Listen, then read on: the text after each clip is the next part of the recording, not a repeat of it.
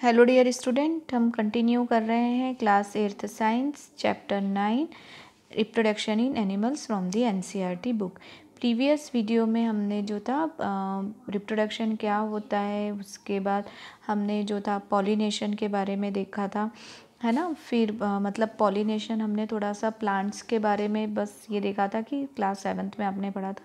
Sexual reproduction देखा था, उसके बाद हमने मेल रिप्रोडक्टिव पार्ट देखा था, फीमेल रिप्रोडक्टिव पार्ट देखा था, और हम फर्टिलाइजेशन की मेथड देख रहे थे। फर्टिलाइजेशन की मेथड की हमने डेफिनेशन देखी थी कि फर्टिलाइजेशन क्या होता है, और अब हम जो देखने वाले हैं वो है टाइप्स ऑफ फर्टिलाइजेशन की। फर्टिलाइजेशन किस तरह के होते हैं, टाइप ऑफ फर्टिलाइजेशन क्या है। अगर आपने हमारे प्रीवियस वीडियोस नहीं देखे हैं तो आप हमारे चैनल ब्रजेश बागड़ी पे जाके वीडियोस देख सकते हैं। आपको हमारे वीडियोस पसंद आ रहे हैं तो हमारे चैनल को लाइक, सब्सक्राइब एवं वीडियो को शेयर करें। साथ ही साथ बेल आइकॉन प्रेस करें ताकि आपको लेटेस्ट वीडियो की अपडेट मिलती रहे। अब जो हम पढ़ने जा रहे हैं वो है टाइप्स ऑफ फर्टिलाइजेशन। मेनली दो तरह का फर्टिलाइजेशन होता है, एक होता है इंटरनल फर्टिलाइजेशन और दूसरा होता है एक्सटर्नल फर्टिलाइजेशन। यदि फर्टिलाइजेशन की प्रोसेस फीमेल बॉडी के अंदर होती है तो वो जो फर्टिलाइजेशन है वो इंटरनल फर्टिलाइजेशन कहलाता है। All the mammals like a cow, dog, human, है ना, इन सब में जो टाइप ऑफ फर्टिलाइजेशन है वो इंटरनल है। और यदि फर्टिलाइजेशन फीमेल बॉडी के बाहर होता है तो वो जो फर्टिलाइजेशन होता है वो एक्सटर्नल फर्टिलाइजेशन होता है। लाइक अ फिश, फ्रॉग, इनमें जो होता है वो एक्सटर्नल फर्टिलाइजेशन होता है। अब हम देखते हैं fertilization which take place inside the female body is called the internal fertilization. Internal fertilization occurs in many animals including human, cow, dogs and hen, है ना। फिर उसके बाद यदि हम देखें तो टेस्ट ट्यूब बेबीज़ के बारे में काफ़ी कुछ आपने एटलीस्ट नाम तो सुना ही होगा। टेस्ट ट्यूब बेबी क्या होते हैं। बुजो एंड पहली teacher one told them in class that in some women oviducts are blocked. Oviducts block होने के कारण, फॉलोपियन ट्यूब में ब्लॉकेज होने के कारण एग जो है वो फॉलोपियन ट्यूब में नहीं आ पाता है और फर्टिलाइजेशन नहीं हो पाता है।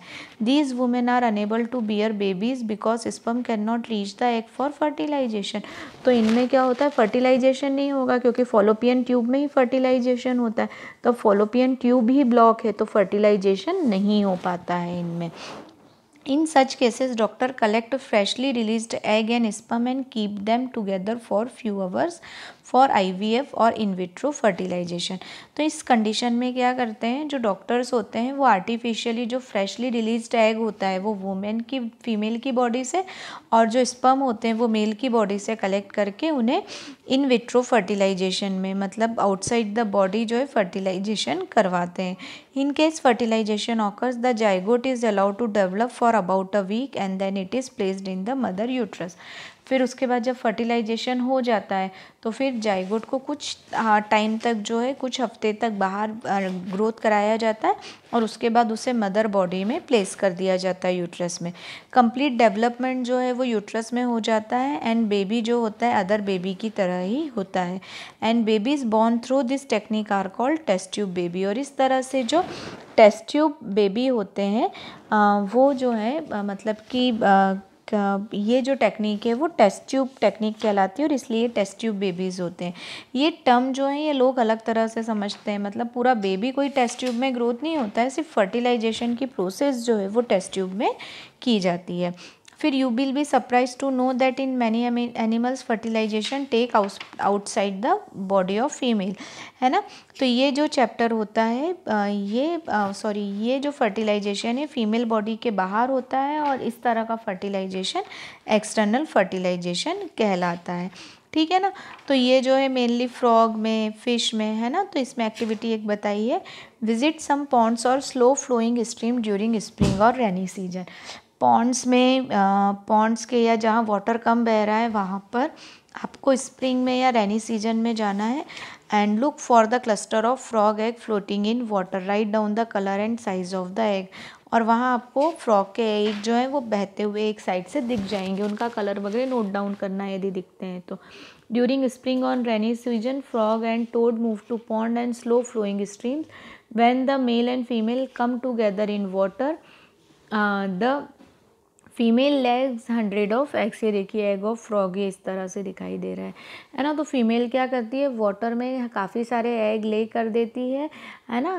तो अब उसके बाद क्या होता है, फ्रॉग के एग में कोई शक, मतलब कि जिस तरह से हैन का एग पूरी तरह से एक शेल के साथ होता है, इस तरह फ्रॉग का एग जो है वो नहीं होता है, बहुत ही डेलिकेट होता है, जेली की लेयर होती है बस प्रोटेक्शन के लिए। अब उसके बाद क्या होता है, जब इस तरह से एग ले कर देती है तो फिर उसके बाद जो मेल होता है वो इसके ऊपर स्पर्म मतलब डिपॉजिट कर देता है, और फिर स्पर्म जो है वो मूव करते हुए एग को फर्टिलाइज़ कर देते हैं।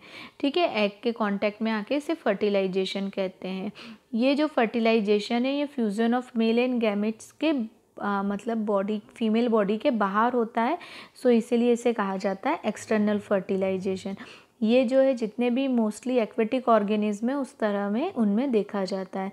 अब यहाँ पे वही है कि फ़िश एंड फ्रॉग इतने सारे एग क्यों ले करते हैं, जबकि हैन तो सिर्फ एग ले करती है एक टाइम में। तो यहाँ पर फर्टिलाइजेशन बाहर होने के कारण तो क्या होता है, प्रॉपर कई बार मतलब एग जो हैं वो फर्टिलाइज़ नहीं हो पाते हैं या उनका कुछ नुकसान हो जाता है।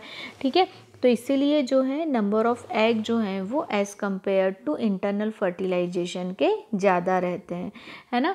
इंटरनल फर्टिलाइजेशन बॉडी के अंदर ही होता है तो वहाँ पर नुकसान होने के चांसेस बहुत कम होते हैं, बट एक्सटर्नल फर्टिलाइजेशन बॉडी के बाहर होता है तो एग लॉस होने के चांसेस ज़्यादा होते हैं, फर्टिलाइजेशन के सक्सेस रेट कम हो जाते हैं, तो इसीलिए जो है नंबर ऑफ़ एग्स जो हैं वो ज़्यादा होते हैं। तो आज हम इतना ही, नेक्स्ट वीडियो में हम डेवलपमेंट ऑफ एम्ब्रियो देखेंगे कि एम्ब्रियो का डेवलपमेंट किस तरह होता है।